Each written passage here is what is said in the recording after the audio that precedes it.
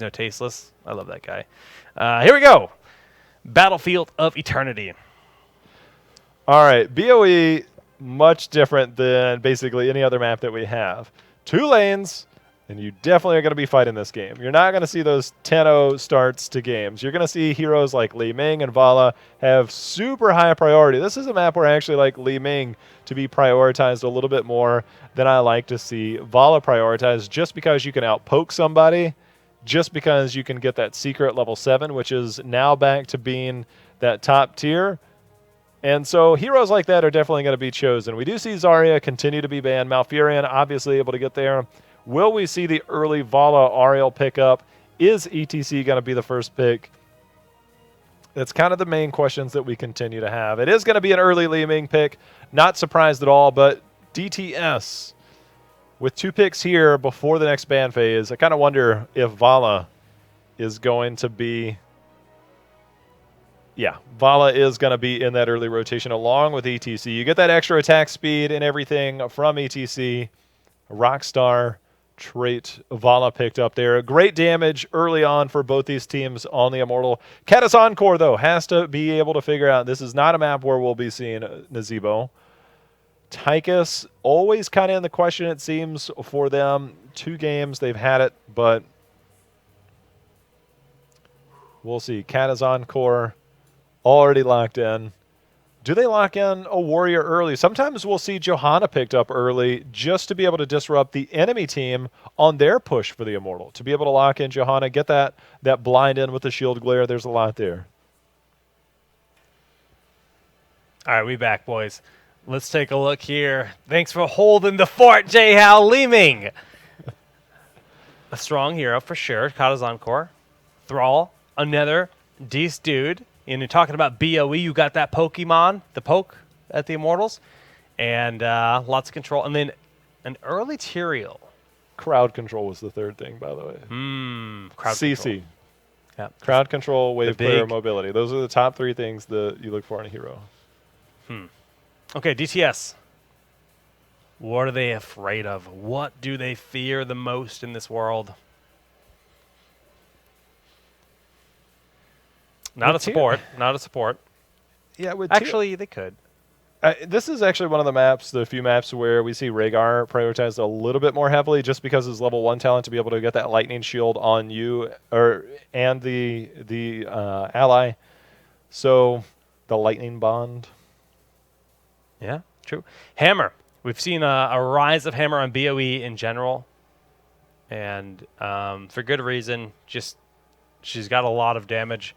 She forces siege, and one of the counters that we actually have seen a lot of is actually Zarya. When you've already banned Zarya, just ban the full mixture. Tassadar will be the follow-up ban, just denying that incredible synergy between Tassadar and Vala, leeching plasma, and a seasoned Vala player like Faye.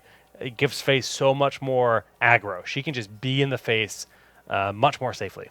Well, we already know the combo of ETC Tyrande to be able to land those power slides into the big damage, but furthermore, you put that Hunter's Mark on the Immortal, it can definitely speed up the process in clearing that Immortal. So Tyrande is a pick we sometimes see on this map, but with Tassadar off the board, Malfurion off the board, who do you pair? Is it Tyrande? Brightwing works fine if you want to go that route.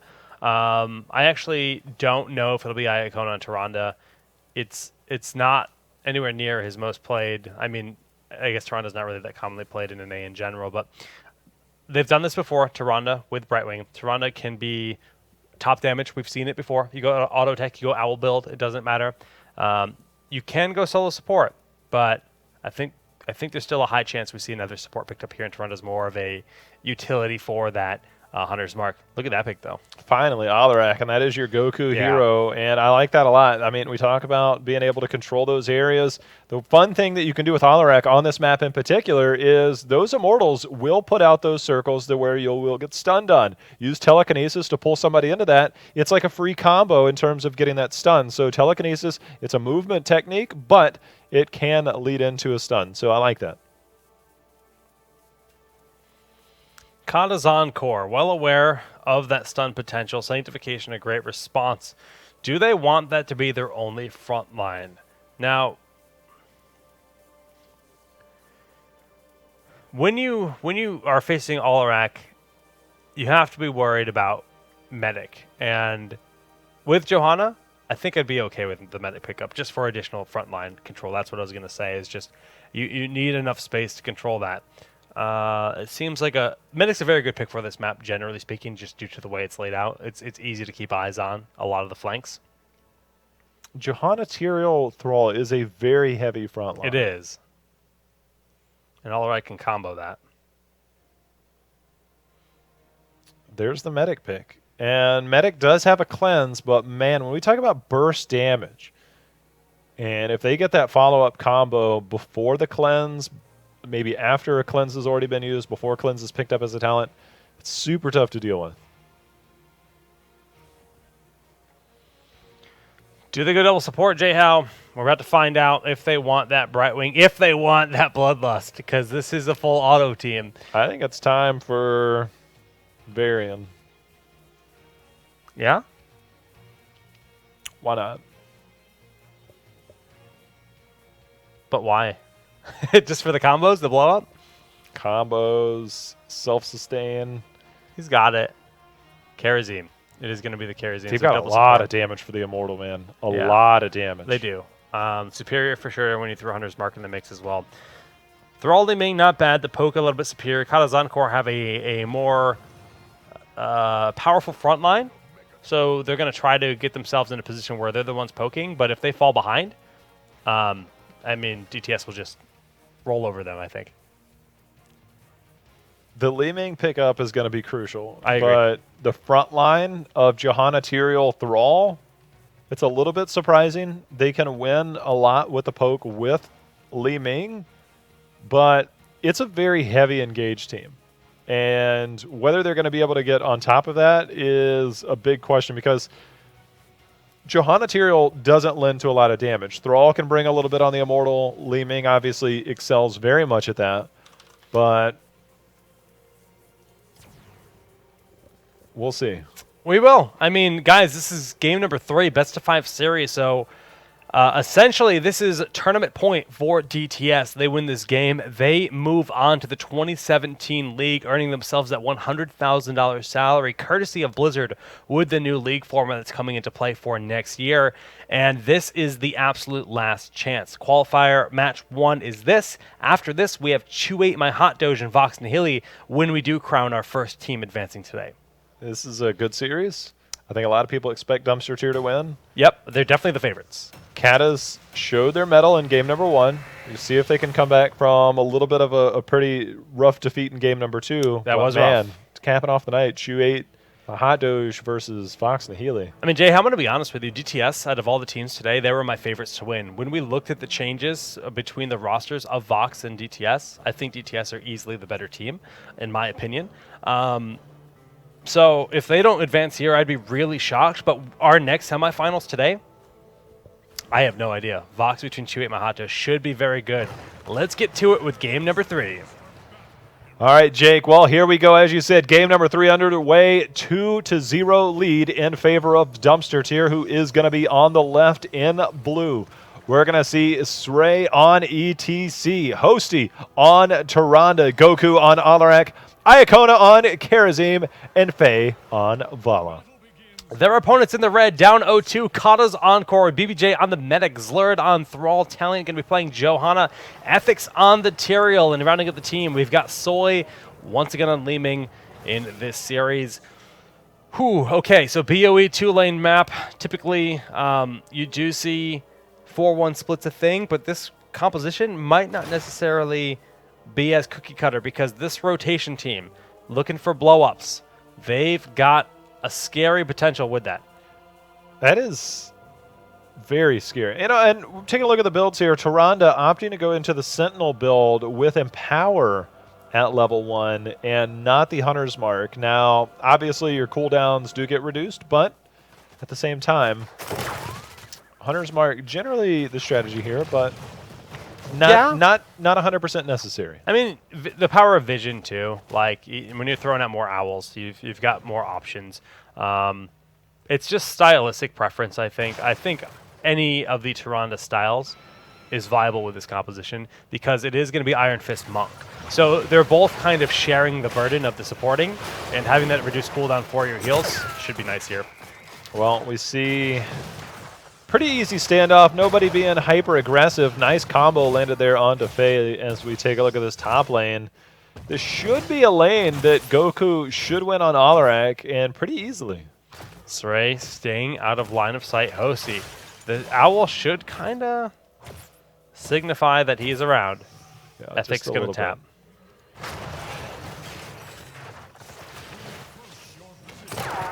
Fog of War, though, it's a fun thing to play with, and ETC not able to get in there. But first Immortal phase coming up here in just a second. We're going to see how this race takes place. Morales always going to have to be careful, though. Yeah, I mean, when you've got a stun, we've got a combo team like this, Goku already looking for that telekinesis just to try to pull someone into that Immortal after Kona was able to do a bit of damage. So slight lead for DTS at the start of this phase. You don't think of Karazim as that hero that's going to be threatening your Immortal, but with the new Karazim, he very much can. Iron Fist are real. There's the combo. The silence is there. Zlurd somehow staying alive. Wow. Morales not able to keep him alive the whole time, though. But boy, did they have to put a lot of effort into that. I was impressed with how long Zlurd stayed standing, especially with that Hunter's Mark. But having that hero down gives DTS the momentum to push forward and put some pressure onto this Punisher. They're putting the pressure. We see Soy continuing to land a lot of these combos. Nicely done on his part, but at the same time, they just have nothing to turn back into them, especially after Thrall died. And look at the lead. Unfortunate spawn. It's going to be easy for DTS to poke this as they do have a nice lead. They're going to just fall back, tap the well, re-engage. A little bit surprised. They're giving up a bit of damage as we see Li Ming and Thrall on the right side chunking into that Immortal. Should still be a pretty easy win for that of Dumpster Tier. They've got quite a bit of damage there, and once they've re-engaged, that Hunter's Mark, man, they are doing so much damage. Yeah, Srey bought a lot of time for their team, and there it goes down. So, Talion taking a good bit of damage, forced to use that Iron Skin. The telekinesis on him, Lunar Flare, no more follow-up after that.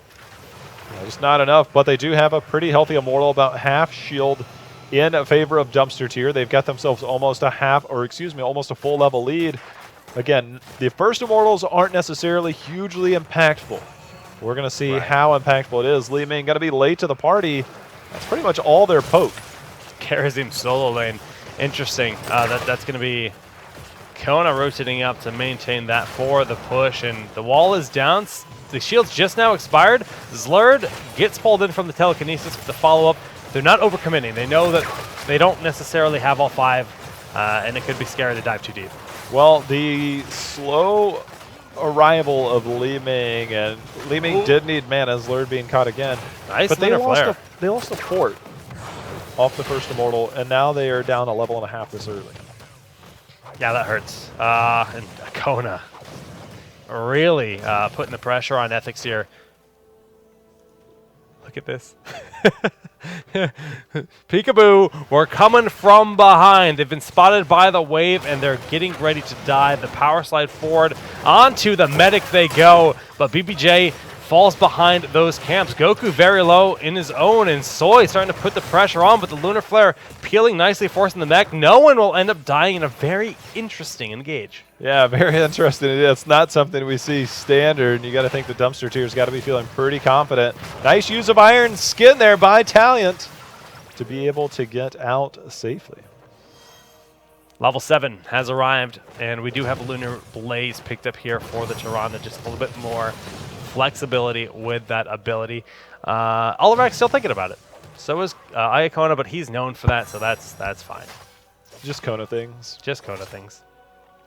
Well, level 7 not quite here yet, and that's going to be a crucial talent. We see the start of the Shaman camp, which this is the time when we always see teams do it, is right before the second Immortal phase. Give the other team something to respond to. If not, this will get tremendous value pushing that lanes during that Immortal phase. Pretty much a must on this map. It's the cookie cutter timing that you tend to see. And there we go. Picture perfect here. Actually, a little bit early on the side of. I think it's a little early, too. They could have held off on Encore. that. This is going to be cleared up right around the time it starts. Exactly. It'll afford them at least a couple of seconds, And that actually is very good because of the RNG on the side of Cata's Embrace. That gives them an opportunity to get a little bit of a head start on the Immortal phase. Johanna, one of the safest heroes in the game, to step forward on her own and start contesting, and a good start to that phase in favor of Cata's Encore, as they are well in the lead, but they do need to respond to this Fallen Shaman camp. DTS getting a nice combo in. That's going to be a near kill. Oh, the Hedwig hype. Wow. Snipes are real, and that just turns this fight completely around.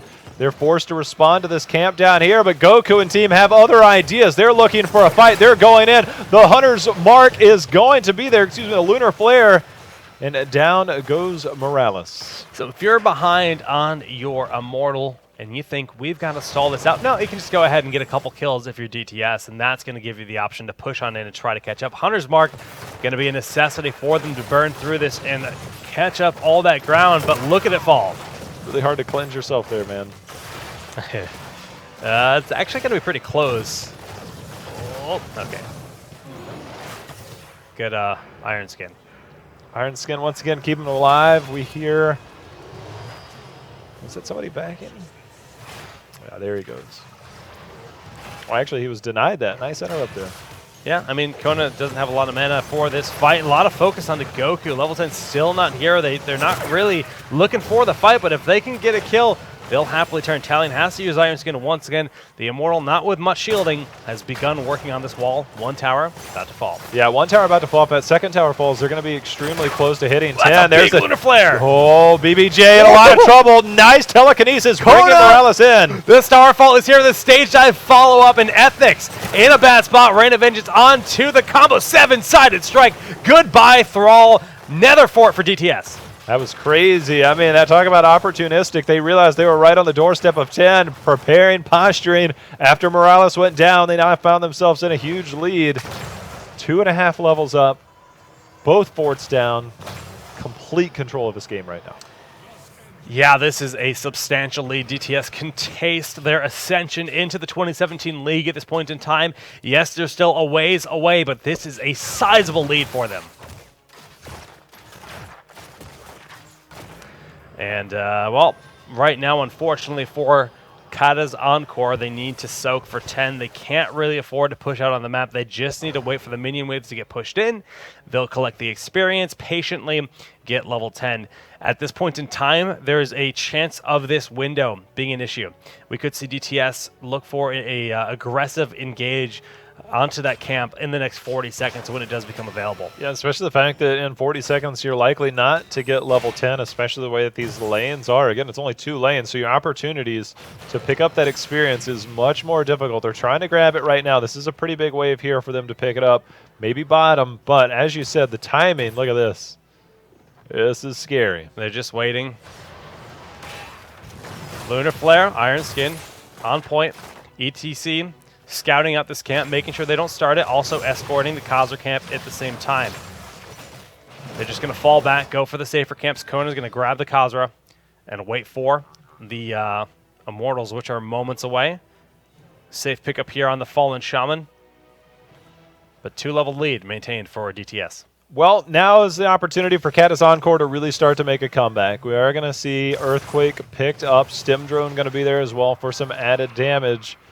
But they are really going to have to get in a fight. It's almost level 13. Depending on where these Immortals spawn, they might not have much of a choice. But, man, are they posturing up right now in the middle of the map. They're not even going to respond to the Khazra. Fallen Shaman will follow. ETC looking to press that advantage and have that stage dive in his pocket when he needs to be part of the fight. All that free damage to the bottom, not something you want to just give up, but they need to contest these Immortals. So this is just a tough spot for Cata's Encore. Yeah, Encore. I mean, the fact that they're just giving that up without even contesting it, they're finally sending people over. And the moment they send the whole team, they just, here comes the damage. Are they about to die over there now? Oh, stage dive out of there. Sray says, see you later. You forced the entire team to respond, and you have this heroic that says, you know what, I don't want to be here anymore.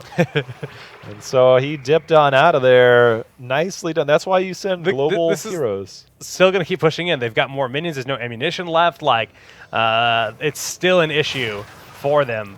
And they've got that free 50%. Level Well, 13 almost here as well. this is a part where Li Ming excels really well. You cannot outpoke that, and it's really difficult to heal that up. But at the same time, as you said, that wave is still going to continue to get value, and there's only going to be more heading that way. Sray cleaning up that turret, getting in position to look for that power slide onto one juicy morsel. All they did was wait out 13 there. Yeah, That's it. and now they're ready for the fight. All right, a big silence coming up. The Starfall in place as well. Zlurd going to drop his Earthquake to stay alive himself. Lunar Flare whiffs on Ethics and Taliant, and Iacona needs to drop that Earth Ally to get the blocks. We do see the Earthquake about to expire, though, and that's a big part of their fight.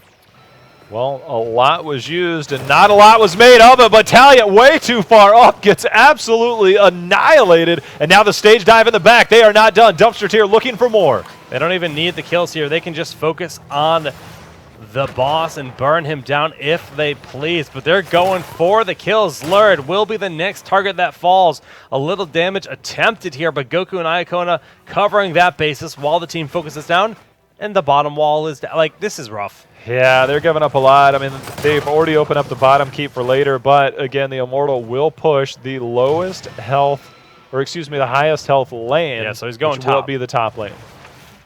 Not by much. Yeah, just a wall difference, really. Oh, and the tactical stall as they go, top off their Get that mana. the fuel tanks and get ready for a big push. They could make this a game-winning push. Yeah, that's exactly what they're attempting to do by, as you said, fueling up there, getting that health, getting that mana. They're going to look for a really big push. If they get 1 or 2 picks, especially with the amount of shield this Immortal has, this could be game-ending. 13 still not here for Cata's Encore. Well, here they go. Mounting up Cata's Encore. Trying to get their defense prepared. Good position on the scouting drone just for vision.